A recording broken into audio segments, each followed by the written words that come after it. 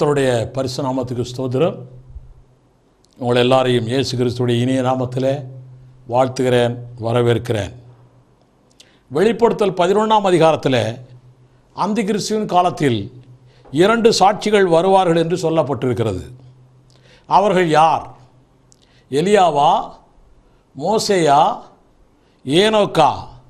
இது இன்றைக்கு கிறிஸ்தவ வட்டாரத்திலே ஒரு பெரிய கேள்விக்குறியாக இருக்கிறது. வெளிப்படுத்தல் 11ஆம் அதிகாரம் 4ஆம் வசனத்தில் இவர்கள் ஆண்டவருக்கு முன்பாக நிற்கிற 2 ஒலிவ மரங்களும் 2 விளக்கு தண்டுகளும் என்று போடப்பட்டிருக்கிறதுனாலே இவர்கள் 2 மனிதர்கள் அல்ல என்று சிலர் சொல்லுகிறார்கள். நம்ம எல்லாருக்கும் தெரியும், Old Testament is the shadow of New Testament. புதிய ஏற்பாட்டினுடைய நிழலாய் பழைய ஏற்பாடு இருக்கிறது. சகரியா 4ஆம் அதிகாரம் 1 முதல் 14ஆம் வசனத்தில் 2 ஒலிவ மரங்கள் சர்வலோகத்துக்கும் ஆண்டவராய் இருக்கிறவரின் சமூகத்தில் இருக்கிற அபிஷேகம் பெற்றவர்கள் என்று சொல்லப்பட்டிருக்கிறது. அந்த 2 ஒலிவ மரங்களும் ஆகாய 1ஆம் அதிகாரம் 1ஆம் வசனம் 14ஆம் வசனம், சகரியா 3ஆம் அதிகாரம் 1ஆம் வசனம், சகரியா 4ஆம் அதிகாரம் 6ஆம் வசனம், இதுபோன்ற வசனங்களின்படி செருபாபேலும் பிரதான ஆசாரியன் யோசுவாவும் என்று நாம் அறிகிறோம். பரலோக ராஜ்யம் சமீபம், எருசலேமை கட்டுவதற்கு வேலை வந்தது என்று அந்த 2 பேரும் முழங்கியது போலவே இன்றைக்கு இந்த வெளிப்படுத்தல் விஷயத்திலே சொல்லப்படுகிற அந்த 11ஆம் அதிகாரத்திலே சொல்லப்படுகிற அந்த 2 சாட்சிகளும் அந்தி கிறிஸ்துவின் காலத்தில் நியாய தீர்ப்பின் வேலை வந்தது என்று ராஜ்யத்தின் சுவிசேஷத்தை சொல்லுவார்கள். அதனாலே ஒலிவமரம் என்று இங்கே வெளிப்படுத்தல் 11 சொல்லப்பட்டிருக்கிறதுனால இதற்கு வேறு அர்த்தம் உண்டு என்று சொல்ல முடியாது. பழைய ஏற்பாட்டு காரியங்கள் நிழலாட்டமாக இருக்கிறது போல பழைய ஏற்பாட்டு தீர்க்கதரிசன காரியங்களை வைத்து இதையும் நாம் நிதானித்தோம் என்றால் அந்த 2 ஒலிவ மரங்களும் 2 விளக்கு தண்டுகளும் 2 சாட்சிகள், 2 தேவனுடைய மனிதர்கள் என்று அறியலாம். இந்த 2 ஒலிவ மரங்களும் 2 விளக்கு தண்டுகளும் 2 சாட்சிகள் தான் என்று வெளிப்படுத்தல் 11ஆம் அதிகாரம் 4ஆம் வசனமே சொல்லுகிறது. மட்டுமல்ல, மருவமலையிலே இயேசுவோடு காட்சி தந்தவர்கள் 2 பேர். மத்தேயு 17ஆம் அதிகாரம் 3ஆம் வசனத்தை வாசித்தால் தெரியும். இயேசுவோடு மருவமலையிலே காட்சி தந்தவர்கள் 2 பேர், மோசே, எலியா. இயேசுவின் கல்லறைக்கு வந்த பெண்களுக்கு காட்சி தந்தவர்கள், சாட்சி கொடுத்தவர்கள் 2 பேர். லூக்கா 24ஆம் அதிகாரம் 4 முதல் 7 வசனங்கள். இயேசு பரலோகம் போகும்போது ஓலிவமலையிலே சாட்சி கொடுத்தவர்கள் 2 பேர். அப்போஸ்தலர் 1ஆம் அதிகாரம் 10-11 வசனங்கள். இந்த 3 சந்தர்ப்பங்களிலுமே 2 மனிதர் என்று குறிப்பிடப்பட்டிருக்கிறதுனாலே இவர்களும் 2 சாட்சிகள் தான். தேவனே வெளிப்படுத்தல் 11:3 இவர்களை சாட்சிகள் என்றே சொல்லியிருக்கிறார். வாசிக்கிறேன், கேளுங்கள். என்னுடைய 2 சாட்சிகளும் 2 வஸ்திரம் உடித்து கொண்டிருக்கிறவர்களாய் 1260 நாளாகவும் தீர்க்கதரிசனம் சொல்லும்படி அவர்களுக்கு அதிகாரம் கொடுப்பேன். இது தேவனுடைய வார்த்தை. இவர்கள் இருவரும் ரெட்டு உடுத்தினார்கள், தீர்க்க தரிசனம் சொல்லுபவர்கள், வல்லமை உள்ளவர்கள். வெளிப்படுத்தல் 11:3 இப்படித்தான் சொல்லுகிறது. எனவே இவர்கள் நிச்சயமாய் ஆழ்தத்துவமானவர்கள்தான். செவன்த் டே அட்வென்டிஸ்ட் போன்ற சபையாரெல்லாம் இவை 2மே பழைய ஏற்பாடு என்றும் புதிய ஏற்பாடு என்றும் சொல்லிக் கொண்டிருக்கிறார்கள். இவர்கள் 2 பேரும் மனித சாட்சிகள் அல்ல, இது 2மே புதிய ஏற்பாடு பழைய ஏற்பாடு என்று சொல்லுகிறார்கள்.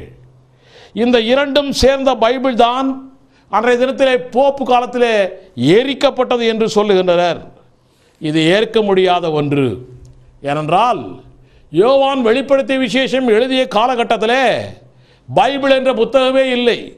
மட்டுமல்ல, பைபிள் பேசாது, ஊழியர்கள் தான் பைபிளை பேசுவார்கள். இந்த 2 சாட்சிகளும் பழைய ஏற்பாடு புதிய ஏற்பாடு பைபிள் என்றால் பைபிள் பேசாது. இந்த 2 சாட்சிகளும் பேசுகிறவர்களாய் காட்டப்பட்டிருக்கிறது.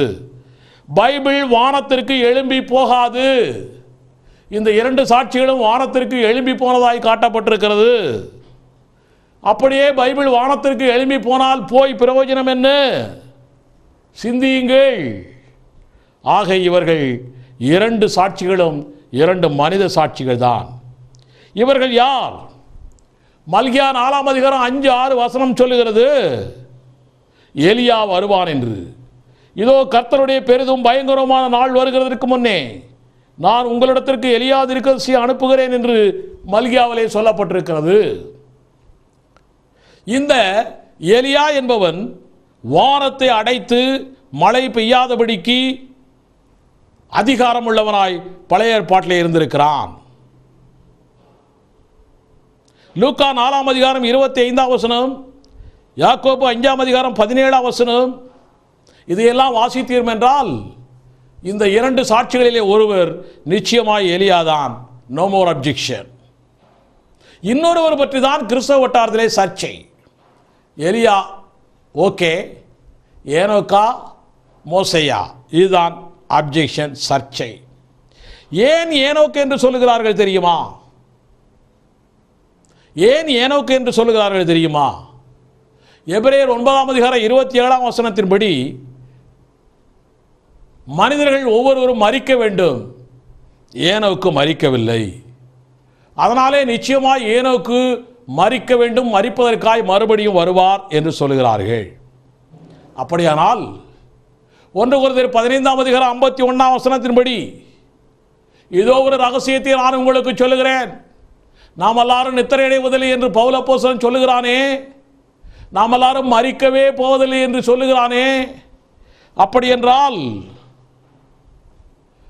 எல்லாரும் மரிக்க வேண்டும் என்ற அந்த சட்டம் கிறிஸ்தவர்களாகிய நமக்கு ரகசிய வருகையை பார்க்க போகிற நமக்கு இல்லையா? Where there is law, there may be exemption. சட்டம் எங்கு இருக்கிறதோ அங்கெல்லாம் விதிவிலக்குகளும் இருக்கும். மோசேதான் மரித்து போய்விட்டானே, மனிதன் ஒரே தரம் தானே மரிக்க வேண்டும், மறுபடியும் அவன் வந்து ஏன் மறுபடியும் மரிக்க வேண்டும்? இது அவர்களுடைய கேள்வி. இங்கும் எக்ஸம்ஷன் இருக்கிறது. லாசரு மரித்தான், உயிர்த்தான். அவன் இன்னும் ஜீவிக்கிறானா?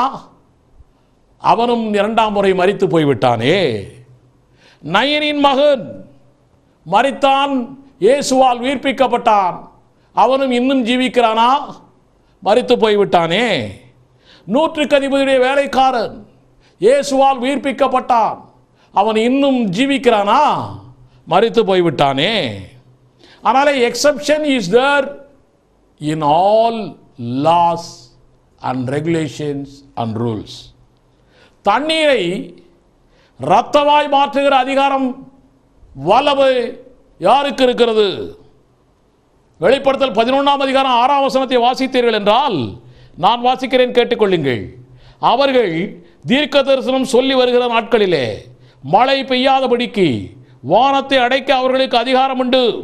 அவர்கள் தண்ணீர்களை இரத்தமாக மாற்றவும் தங்களுக்கு வேண்டும் போதெல்லாம் பூமியை சகலவித வாதைகளாலும் வாதிக்கவும் அவர்களுக்கு அதிகாரம் உண்டு. தண்ணீரை இரத்தமாய் மாற்றுகிற அதிகாரம் வேதத்திலே யாருக்கு இருந்தது? யோசியுங்கள். இந்த பூமியை சகலவித வாதைகளாலும் வாதிக்க அதிகாரம் யாருக்கு இருந்தது? யோசியுங்கள். இந்த வல்லமை அன்றைக்கு எகிப்து நாட்டிலே மோசையிடமே இருந்தது, ஏனோக்கிடம் இருந்ததாக வேதம் சொல்லவில்லை. முந்தின மோசே, பிந்தின மோசே இயேசு கிறிஸ்து. அந்த முந்தின மோசே முதலாம் வருகைக்கு முன்னாலேயே வந்தான். அதே மோசே 2ஆம் வருகைக்கு முன்னாலேயே இந்த பூமிக்கு வரப்போகிறான். மத்தேயு 17ஆம் அதிகாரம் மருவமலையிலே பரிசுத்த பர்வத காட்சியை நீங்கள் எல்லாரும் பாருங்கள். இதில் எலியாவும் மோசையும் இருக்கிறார்கள். இதை பார்த்தவுடனே தேவன் இந்த பூமியை ஆளக்கூடிய பகிரங்க வருகைக்கு முன்னாலே இது ஒரு நிகழ்வாய், நிகழ்ச்சியாய் அங்கே உள்ளவர்களுக்கு காட்டுகிறார். பேதுரும் யோவானும் யாக்கோபும் பார்க்கிறார்கள். இதை காட்டிவிட்டு அவர் சொல்லுகிறார், எலியா முந்தி வர வேண்டும் அல்லவா என்று மத்தேயு 17:10 அந்த சீஷர்கள் கேட்கும் பொழுது அவர் சொன்ன வார்த்தை, எலியா வந்தாயிற்று, அவனை கொன்று போட்டனர், மனுஷகுமாரனும் வந்தாயிற்று, அவரையும் கொல்வார்கள் என்று அவர் சொல்லுகிறார்.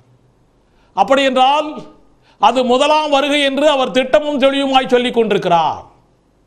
ஆக இரண்டாம் வருகையிலே எலியா வர வேண்டும், கூடவே மோசையும் வர வேண்டும். இந்த மருவமலை காட்சி சாதாரண காட்சி அல்ல, இது பரிசுத்த பர்வத காட்சி. இது தேவன் இந்த பூமியை ஆளக்கூடிய பகிரங்க வருகைக்கு முன் நடக்கக்கூடிய நிகழ்ச்சியான காட்சி. இந்த நிகழ்ச்சியை தான் இரண்டாம் வருகை என்று மிகவும் திட்டமும் தெளிவுமாய் பேதுரு பேசிக் கொண்டிருக்கிறார். 2 பேதுரு 1 அதிகாரம் 16 முதல் 19 வசனங்களை வாசித்தீர்கள் என்றால் இதனுடைய உண்மை விளங்கும். நாங்கள் தந்திரமான கட்டுக்கதைகளை பின்பற்றுவர்களாக அல்ல, அவருடைய மகத்துவத்தை கண்ணார கண்டவர்களாகவே நம்முடைய கர்த்தராகிய இயேசு கிறிஸ்துவின் வல்லமையும் வருகையும் உங்களுக்கு அறிவித்தோம். இவர் என்னுடைய நேசகுமாரன், இவரிடத்தில் பிரியமாயிருக்கிறேன் என்று சொல்லுகிற சத்தம் உன்னதமான மகிமையிலிருந்து அவருக்கு உண்டாகி பிதாவாகிய தேவனால் அவர் கனத்தையும் மகிமையும் பெற்றபோது அவரோடே கூட நாங்கள் பரிசுத்த பர்வதத்தில் இருக்கையில் வானத்திலிருந்து பிறந்த அந்த சத்தத்தை கேட்டோம். ஆக இரண்டாம் வருகைக்கு விளக்கமாய் பேதுரு இந்த பரிசுத்த பர்வத காட்சியை அப்படியே எடுத்து வைக்கிறார். ஆக இரண்டாம் வருகையை பேதுரு திருஷ்டாந்தப்படுத்தி எழுதுகிறார். அதனாலே இரண்டாம் வருகைக்கு முன்னதாகவே எலியாவும் மோசேயும் அந்திகிறிஸ்துவின் காலத்திலே வந்து ராஜ்யத்தின் சுவிசேஷ சாட்சியாய் பிரசங்கிப்பார்கள். இது உண்மையிலும் உண்மை. இப்பொழுதெல்லாம் பிரசங்கிக்கப்படுகிறது ரட்சிப்பின் சுவிசேஷம், ராஜ்யத்தின் சுவிசேஷம் அல்ல. மத்தேயு 24 அதிகாரம் 14 வசனத்தில் எழுதப்பட்டிருக்கிறது, ராஜ்யத்தினுடைய இந்த சுவிசேஷம் பூலோகமெங்கும் உள்ள சகல ஜாதிகளுக்கும் சாட்சியாக பிரசங்கிக்கப்படும், அப்போது முடிவு வரும். அது அந்திகிறிஸ்துவின் காலத்தில் நடக்கிற காரியம், அப்பொழுது முடிவு வரும். உங்களுக்கு ஒரு காரியம் சொல்கிறேன், யூதா புத்தகத்தை வாசித்தீர்கள் என்றால் மோசேயுடைய சரீரத்தை குறித்து மிகாவேலுக்கும் சாத்தானுக்கும் தர்க்கம் உண்டாகிறது என்று நாம் வாசிக்கிறோம். மோசே மரித்து போய்விட்டார், அவருடைய சரீரத்தை குறித்து சாத்தானுக்கும் மிகாவேலுக்கும் ஏன் தர்க்கம் வருகிறது? இதை நாம் சிந்தித்தால் கர்த்தர் நமக்கு வெளிப்படுத்துவார். ஏனென்றால் மோசேயுடைய சரீரம் எடுத்துக்கொள்ளப்பட்டிருக்க வேண்டும். அப்படி எடுத்துக்கொள்ளப்படாவிட்டால் மருவமலையிலே மத்தேயு 17 அதிகாரத்திலே மோசே அங்கே காட்சி தந்திருக்க முடியாது. ஆகவே நிச்சயமாய் வேதம் திட்டமும் தெளிவுமாய் சொல்லுகிறது, இந்த 2 சாட்சிகளும் மோசேயும் எலியாதான் என்று நாம் அறிகிறோம். இவர்கள் எங்கிருந்து வருவார்கள் என்பது ஒரு கேள்வி. நான் சொன்னேனே 3 காட்சிகள், 3 சாட்சிகள். அதாவது இயேசு கிறிஸ்து மருவமலையிலே கொடுத்த 2 பேர் சாட்சி, இயேசு கிறிஸ்து உயிர் தெழுந்த போது கொடுத்த 2 பேர் சாட்சி, இயேசு கிறிஸ்து ஒலிவமலையிலே பரலோகம் போகும் பொழுது கொடுத்த 2 பேர் சாட்சி. இந்த 2 பேர் எங்கிருந்து வந்தனர்? மருவமலையிலே, கல்லறையிலே, ஒலிவமலையிலே திடீரென்று வந்தார்கள். அப்படித்தான் இந்த மோசேயும் எலியாவும் திடீரென்று இந்த பூமிக்கு வரப்போகிறார்கள். இது கூடுமா? இது நடக்குமா? லூக்கா 1 அதிகாரம் 37 வசனத்தின்படி நம் தேவனால் எல்லாம் கூடும். இவருடைய ஊழியம் எவ்வளவு காலம்? இது ஒரு கேள்வி. இவர்களுடைய ஊழியம் 1260 நாட்கள், 3.5 வருடங்கள். வெளிப்படுத்தல் 11:3 அப்படித்தான் சொல்லுகிறது. இவர்கள் எங்கே ஊழியம் செய்வார்கள்? கர்த்தர் சிலுவையில் அறையப்பட்ட எருசலேமிலே தான் இவர்கள் ஊழியம் செய்வார்கள். இவர்களுக்கு மரணம் எப்படி இருக்கும்? அந்தி கிறிஸ்துவாகிய மிருகம் அவர்களை கொன்று போடுவான். அவர்களுடைய சடலத்தை 3 நாள் வரை உலகத்தார் பார்த்து கொண்டிருப்பார்களாம். எப்படியாம்? டிவியில். அந்த டிவி, உலகத்துக்கெல்லாம் காட்டுற டிவி, இன்றைக்கு நாம் பார்க்கிற ஏஞ்சல் டிவி என்று ஏஞ்சல் டிவிக்காரர்கள் சொல்லிக் கொண்டிருக்கிறார்கள். அந்த இருவரும் தங்குவதற்காய், மோசேயும் எலியாவும் தங்குவதற்காய் எருசலேமிலே நாங்கள் போய் ஒரு பங்களா வாங்கி வைத்திருக்கிறோம் என்றும் சொல்லிக் கொண்டிருக்கிறார்கள். சாது சுந்தர் செல்வராஜ் அவர்கள் சொல்லுகிறார்கள். அப்படியானால் இவரும், இந்த சாது சுந்தர் செல்வராஜும் இவரோடு சேர்ந்தவர்களும் ரகசிய வருகையில் நம்மோடு பரலோகத்துக்கு வராமல் கைவிடப்பட்டு அந்தி கிறிஸ்துவுடைய உபத்திரவ காலத்தில் வாழ்வார்கள் என்றுதானே அர்த்தமாகிறது. உங்களுக்கு சொல்லுகிறேன், அன்று அந்த 2 தீர்க்கதரிசிகளும் இருக்கிற காலகட்டத்தில் சந்தோஷப்படுகிறவர்கள் யார் தெரியுமா? சிந்தியுங்கள். சந்தோஷமா? யார் சந்தோஷப்படுவார்கள் தெரியுமா? வெளிப்படுத்தல் 11:10. ஒருவேளை இவர்கள் இருந்தால் அவர்களுக்கென்று வீடு வாங்கிவிட்டோம், அவர்களுடைய காரியங்களை நாங்கள் டிவியிலே காட்டப் போகிறோம் என்று சொல்லி சந்தோஷப்பட்டு கொண்டிருக்கிறார்களே. வெளிப்படுத்தல் 11:10 நான் வாசிக்கிறேன், கேளுங்கள். அவ்விரண்டு தீர்க்கதரிசிகளும் பூமியின் குடிகளை வேதனைப்படுத்தினபடியால் அவர்கள் நிமித்தம் பூமியில் குடியிருக்கிறவர்கள் சந்தோஷப்பட்டு களிகூர்ந்து ஒருவருக்கொரு வெகுமதிகளை அனுப்புவார்கள். இந்த 2 தீர்க்கதரிசிகளுக்கு விரோதமானவர்கள் தான் களி கூறுவார்கள் என்று வெளிப்படுத்தல் விசேஷம் சொல்லுகிறது. புரிந்தவர்கள் இந்த காரியத்தை புரிந்து கொள்ளுங்கள். 3 நாட்களுக்கு பிற்பாடு அவர்கள் உயிரடைந்து பரலோகம் போனார்கள். அந்த நேரம் பூமியிலே பெரிய மகா அதிர்ச்சி உண்டாகிறது. 10 வீடுகள் எருசலேம் பகுதியிலே இடிந்து விழுகின்றன. 7000 பேர் அழிந்து போகிறார்கள். மீதமுள்ளோர் தேவனை மகிமைப்படுத்திக் கொண்டிருக்கிறார்கள். இத்தோடு உபத்திரவ கால 2ஆம் ஆபத்தும் கடந்து போயிற்று. இப்படிப்பட்ட நிகழ்ச்சிகள் நடக்கும் உபத்திரவ காலத்திற்கு தப்பித்து ரகசிய வருகையில் சேர நீங்களும் நானும் ஆயத்தமாக வேண்டும். வெளிப்படுத்தல் 3ஆம் அதிகாரம் 10ஆம் வசனம் சொல்லுகிறது, என் பொறுமையை குறித்து சொல்லிய வசனத்தை நீங்கள் காத்து கொண்டபடினாலே பூமியில் குடியிருக்கிறவர்களை சோதிக்கும்படியாக பூச்சக்கரத்தின் மேலங்கு வரப்போகிற சோதனை காலத்திற்கு தப்பும்படி நானும் உன்னை காப்பேன். சோதனைக்கு தப்பும்படி அல்ல, சோதனை காலத்திற்கே தப்பும்படி. அப்போ அந்திகிறிஸ்தின் காலத்திலே நாம் இல்லாதபடிக்கு நம்மை ரகசிய வருகையிலே தேவன் கொண்டு போக போகிறார். அந்திகிறிஸ்தின் காலத்தில் தான் அந்த 2 சாட்சிகள் இந்த பூமிக்கு வரப்போகிறார்கள். அந்த 2 சாட்சிகளிலே மோசே, எலியா என்று நாம் வசனத்தின்படி பார்க்கிறோம். இல்லை இல்லை, மோசே கிடையாது, ஏனோக்கு என்று சொன்னாலும் சொல்லுகிறவர்கள் சொல்லட்டும், அதை பற்றி கவலையே இல்லை. நம்முடைய எண்ணமெல்லாம் ஏக்கமெல்லாம் ரகசிய வருகையிலே அவரோடு பரலோகத்துக்கு போக வேண்டும், அவ்வளவுதான். கர்த்தர் சீக்கிரம் வரப்போகிறார். ஆயத்தமாவோம், ஆயத்தமாக்குவோம்.